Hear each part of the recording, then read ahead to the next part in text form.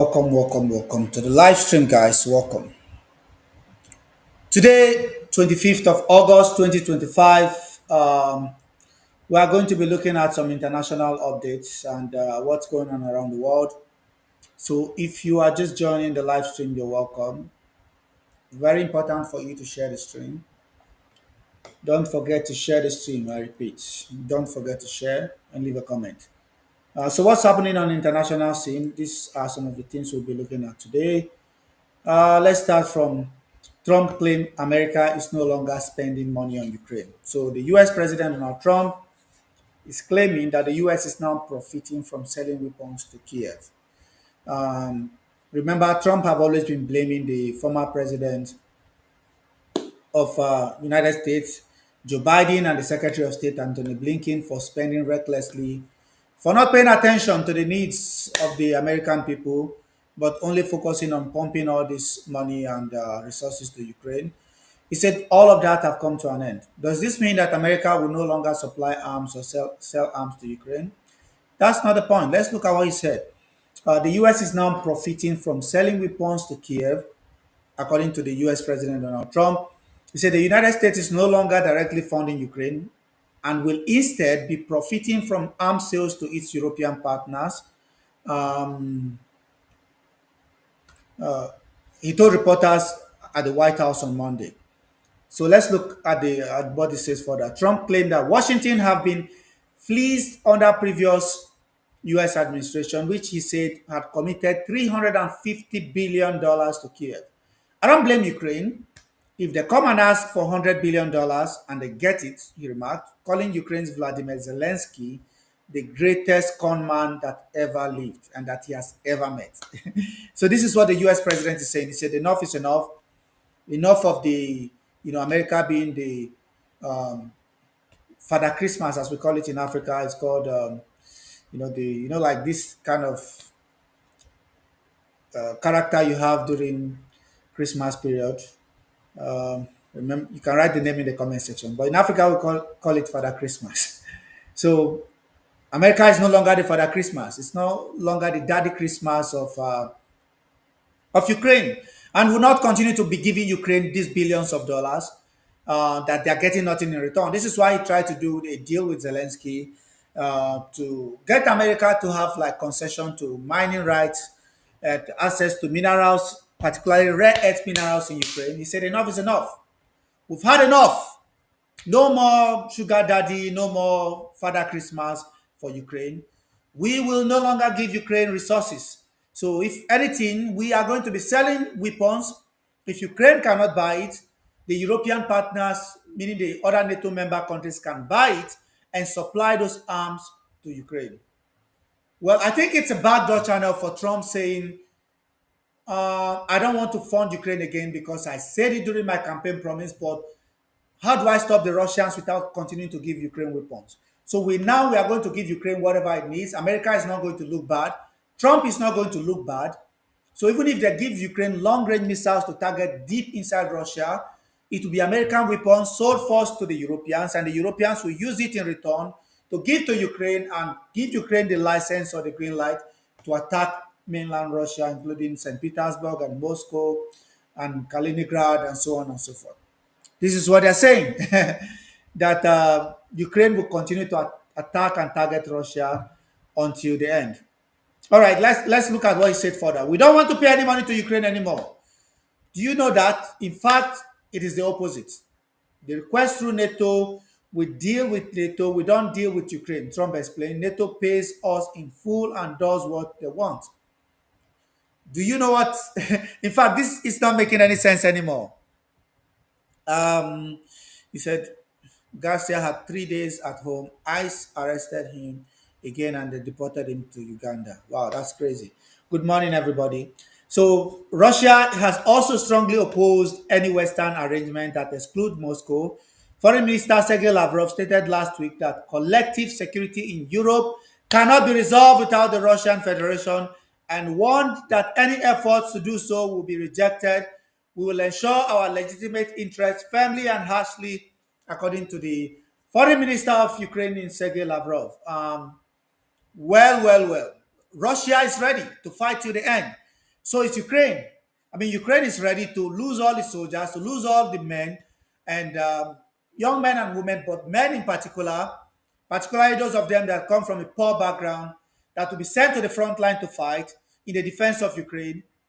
And then the Europeans are sitting in their offices in London and in Paris and in Berlin and making all these decisions for Ukraine, with Zelensky banking on the support that he will remain the president, that he will be the dictator in chief in Kiev, and that the Europeans will give him whatever the fuck he wants to fight until the bitter end. This is exactly what they're saying. And the US is finding a way because Trump had made a promise that he's going to bring an end to this conflict in 24 hours or in 48 days and in 100 days and on it goes. Because they can't find a solution to this problem, and the Russians are unwilling to stop, because if Russia cannot stop this conflict in the frozen, so-called frozen conflict, they want to take the whole of Donetsk. And if they do that, Ukraine will also lose territory. Ukraine will lose key military or strategic front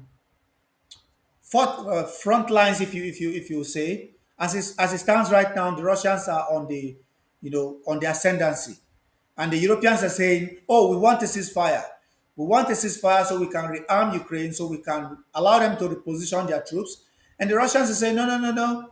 There will be no ceasefire until there is a deal in place that ensures that the Ukrainians are not going to reposition their troops, that NATO and the Europeans in particular are not going to rearm Ukraine. Only that we will accept." This is what the Russians are saying. But let's look at the Americans. They said, okay, we made a promise to our constituents. We told our electorate that we are no longer going to fund and arm Ukraine. But how do we continue to weaponize Ukraine and use Ukraine to fight so that our interests can be secured in Ukraine? It's simple. Give them arms, but in this case, claim that you're selling the arms to the European Union countries that are in turn passing the weapons to Ukraine. This is the way Trump and his people are trying to paint the narrative as if everything is just going to be okay. It's not. The Trump administration have repeatedly distanced itself from its previous blank check U.S. policy on Ukraine. Earlier this month, Vice President J.D. Vance said that Washington would no longer fund Kiev directly. The U.S. Treasury Secretary Scott Bessent claimed that European countries will pay a 10% markup on American arms sales. Trump additionally said last week that as far as Washington is concerned, Kiev retaining Crimea and joining NATO are both impossible. These two key areas, forget about it. Crimea, you will not get it. Joining NATO is not going to happen. And these are the two cardinal points that the Russians made from the beginning. And now the Russians are adding up on that access to the Donbass, or what they call Novorossia, okay, the new Russia. This is, they want the entirety of the Donbass. They want the status of the Russian language to be embedded within the Ukrainian society. They want the status of the Russian Orthodox Church to be reintegrated, because Zelensky and his people have been making these key fundamental cultural, political, and social changes in Ukraine, which is discriminatory to the Russian population and other minorities in Ukraine. And yeah, the Russians are saying, as part of this deal, we want these cultural changes to be reversed. We want you to backpedal on these cultural changes that you're making on the ground. It always was and it still is. Novorossiya is Russia, Crimea is Russian. Some criminals called it Ukraine and pretended to be country for 30 years. Well, not just for 30 years. Crimea was given to Ukraine during the period of the USSR by Nikita Khrushchev in 1956. So Nikita Khrushchev, and by the way, some of these Soviet leaders have made a lot of mistakes. Mikhail Gorbachev. I look at Gorbachev and I feel like he was like a CIA agent that later became the president of Russia, or the leader of the party and the head of Russia. He looked very much like a CIA agent, and without him, we will not be in this position today.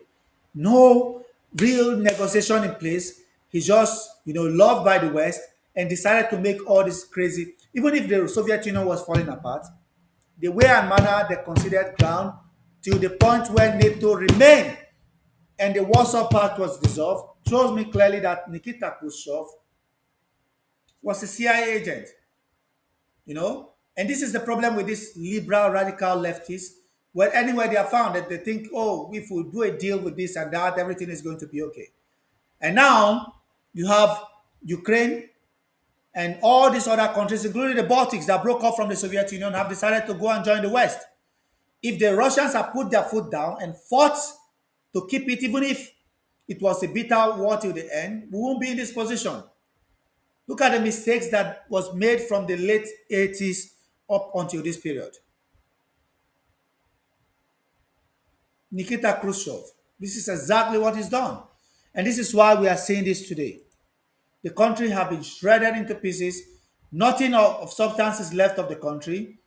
And then you have Russia, which is emerged as one of the biggest ones from the USSR, having to deal with this mess, having to deal with this crazy, stupid mess. Well, let's look at further updates about what is going on around the world. For those of you just joining, you're welcome. Let's look at the major international headlines and what is happening. China's Xi Jinping set to host SCO summit, spotlighting global South unity. Now, the Chinese President Xi Jinping is hosting over 20 world leaders, including Vladimir Putin and Narendra Modi, at the Shanghai Cooperation Organization, the SCO. Wow, that's interesting. Vladimir Putin will be in attendance, and the Indian President Narendra Modi will be in attendance of the Shanghai Cooperation Organization summit in Beijing from August 31st to September 1st. Now, this marks Modi's first visit to China in more than 7 years. The summit symbolizes growing solidarity among global South nations, even the Sino-Indian border tensions. Putin plans to remain in China afterwards for a World War II military parade. So the Russian President Vladimir Putin will also be going there. He'll be in attendance. He'll be directly on the ground. Thank you so much, Minas. He'll be directly on the ground for this SEO summit in Beijing in the coming on August 31st, which is not it's about 6 days from now. Today being the 25th of August 2025. If you're just joining this live stream, don't forget to share, leave a comment on this video. Let's go. In another news, Australian expels Iranian ambassador over anti-Semitic attacks.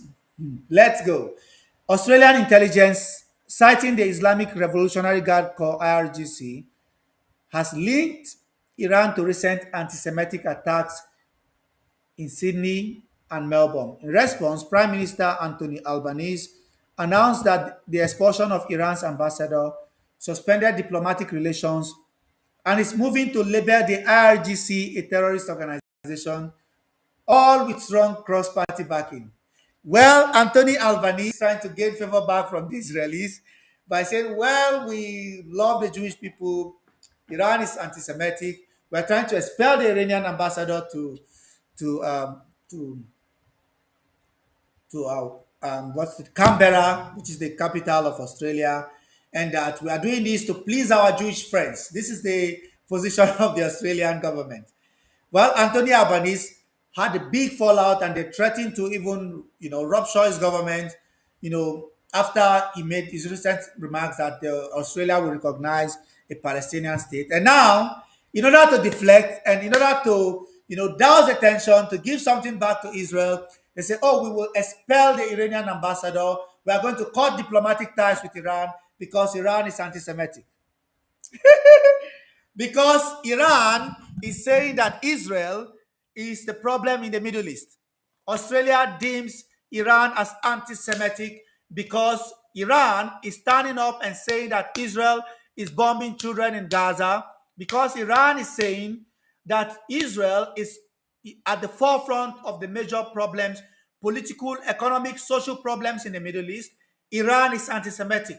And this is according to the Australian Prime Minister Anthony Albanese after the recent fallout with the Israeli Prime Minister Benjamin Netanyahu. All of a sudden, Iran is anti-Semitic. Iran is anti-Semitic. This doesn't make sense.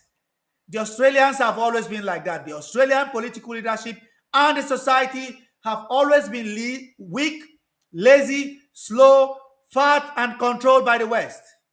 I repeat one more time. Australia is a weakling, it's an overseas territory of the United States of America and Britain. It has no rights of its own. It's making no decision of its own. It is a vassal of the European Union and the United States. The biggest Australian trading partner is China.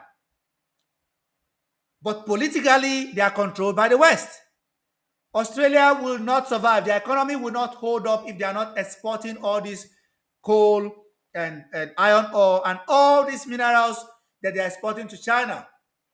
And in turn, every single product you see in any store in Australia today comes from China. 90% of the products, automobiles, and so on and so forth, comes directly from China. Mobile phones, all sorts of electronic gadgets, microchips, all come from China, and they're antagonizing China, antagonizing Russia, because America says so. Remember the deal between Australia and France? And when Biden came to power, he told the Australians not to proceed with that deal. And what did they do? They chickened out and backed out and did a deal with the United States and threw France under the bus. I'm talking about the deal for the nuclear submarines. Again, Australia is just like South Korea, it's just like Germany, it's just like Japan. These are all overseas bases of the United States of America. Australia is a weak country controlled by the Western European countries and the United States. It is weak, it is lazy and slow.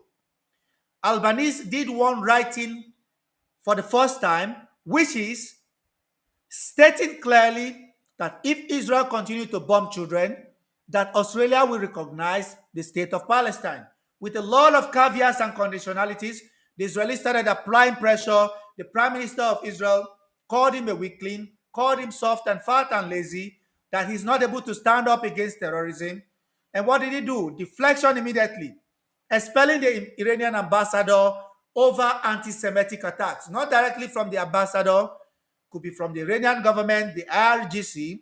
So the Australian intelligence, citing the Islamic Revolutionary Guard Corps, not the ambassador, not the president Masoud Pezeshkian, and not even the supreme leader Ayatollah Ali Khamenei, some group of individuals within the system said something about Israel creating terrorism in the region and creating problems in the region, and all of a sudden that became anti-Semitic. It is anti-Semitic to criticize Israel. This is what the Australian Prime Minister Anthony Albanese have resorted to saying. It shows the level of weakness, the level of cowardice and acquiescence that has put itself in. Sometimes Australia will stand up against the bully and do something right for the first time. For instance, during the 80s, Australia was one of the countries that stood up against the Indonesian government as opposed to what Indonesia was doing in East Timor, or what they call Timor-Leste. America, from the days of Sukarno and Suharto, continued to back the Indonesian government, pumped a lot of money into Indonesia, supported the dictator in Suharto, who massacred a lot of people he called communists in his country. The United States of America ramped up a lot of armed support to Suharto to genocide his own people and attack East Timor. And we know the history of how the whole area, was configured. The Dutch were the ones in charge through the Dutch East Indian Company, and later became a period of colonization, in the Pacific. And when they left, we're looking at the areas around uh, Guinea. We call it Papua New Guinea today, but it's I think in the East Papua or West Papua, which they continue to control. The situation in East Timor as it was in the 80s. So Indonesia inherited a lot of problems, but also targeted minority, population in some of the island and in some of the territories that was handed over to it by the Dutch, or that it took over after the Dutch had left, and continued to commit atrocities. Okay, then who supported it? The United States of America, but Australia stood up and said enough is enough. That was the one occasion that Australia put its foot down and said, this is not acceptable, this is wrong, and this must stop. And now we are seeing a completely different story. Australia in complete acquiescence to the West. Whatever America asks Australia to do, this is exactly what Australia does. Welcome, Angie. So the Australian intelligence, citing the Islamic Revolutionary Guard Corps, the IRGC, has linked Iran to recent anti Semitic attacks in Sydney and in Melbourne. In response, Prime Minister Anthony Albanese announced that the expulsion of Iran's ambassador suspended diplomatic relations with Iran and is moving to label the Islamic Revolutionary Guard Corps as a terrorist organization with all its strong cross party backing. Let's go. It's funny. It's funny. It's funny. Let's look at what the other side of the news is saying. Nigel Farage unveils radical migration plans in the UK. So the um, Reform UK leader Nigel Farage is proposing sweeping immigration measures, including mass deportations, dismantling Human Rights Act, withdrawing from the ECHR, which is the European Council on Human Rights, and suspending the Refugee Convention for 5 years. The Refugee Convention, nobody, no immigration into England for 5 years. This is the plan by Nigel Farage and his political party, the Reform UK. And also, in relation to that, he intends for England to withdraw from what they call the European Council on Human Rights. Everything you think about human rights should be kicked out. People should be locked up arbitrarily, sent to jail, no question being asked, strip them of any rights related to that prevents the denigration of the human dignity. Right? This is what Nigel Farage is proposing. And we have seen this rise of nationalism and nationalist party in and across Europe. This is sequel to what we saw during the Second World War. In the lead up to the Second World War, it was exactly like that. So Sri Lanka arrests former president amid corruption probe. So the ex-president of Sri Lanka, Ranil Wickremesinghe, has been detained on corruption charges, a historic first in Sri Lanka's politics. Opposition parties are overwhelmingly condemning the move, saying it's a political witch hunt and so on and so forth. Strategic visit. King Jordan's Abdullah II in Kazakhstan. King Abdullah II of Jordan is visiting Kazakhstan on August the 26th, 2027 at the President Kasim Jomart Tokayev's invitation, signifying deepening bilateral ties and regional strategic cooperation. So these are some of the highlights of what is going on the international scene. Like I said, starting from the SEO summit that is supposed to happen in China, the transition of Australia's bold, political move in the recent event by expelling the Iranian ambassador, suspending political ties with Iran, severing any sort of diplomatic relations with Iran, and moving to recognize the IRGC, the Islamic Revolutionary Guard Corps, as a terrorist organization, and so on and so forth. I also talked about the UK controversial reform agenda, which talks about an attempt to expel all migrants, suspend, any ties to the European Council on Human Rights, suspend all human rights in the country for a period of time, and suspending all sort of migration into the UK for 5 years. So these are some of the headlines and some of the highlights. If you're just joining, you're welcome. Don't forget to share, to like, and to comment. So this is the headline from all the political activities happening around the world, today being the 25th of August 2025. Let's go!